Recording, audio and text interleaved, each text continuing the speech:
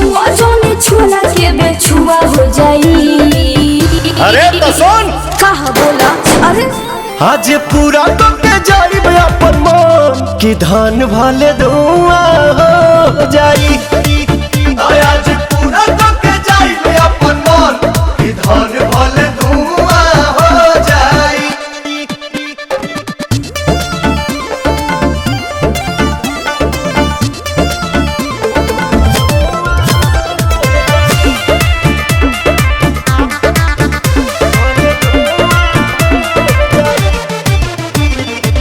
ऐसे देखई बुझे हबड़ा ब्रिज के धा दे हब गीज के चोली के चीज के। अरे के बोलছো তুমি? अरे तोरी माँ हाले नाच देखी आइल बारो देख बैठ के ढेर जोनी बोलो बाबू हम साइठ के बुझाता अब ही टाइट बजा बने पाछे फुवा हो जाई।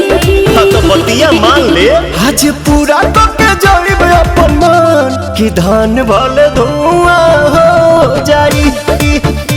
आज पूरा तो के जाई अपन मन कि धान भले धुआं हो जाई।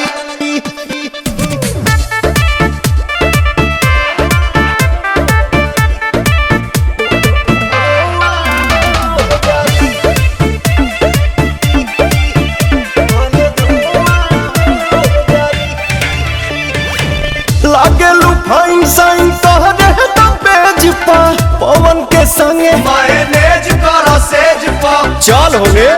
अरे छोड़ा अरे छोड़ा ना ढेर जाना कोइले या ढेर जाना कोइले अरुण बिहारी मन पूरा नहीं कहिले हमरा पीछे प्रियंसु बोलो फुवा हो जाई। आज पूरा तो के जाई अपन मन कि धान भले धुआं हो जाई। आज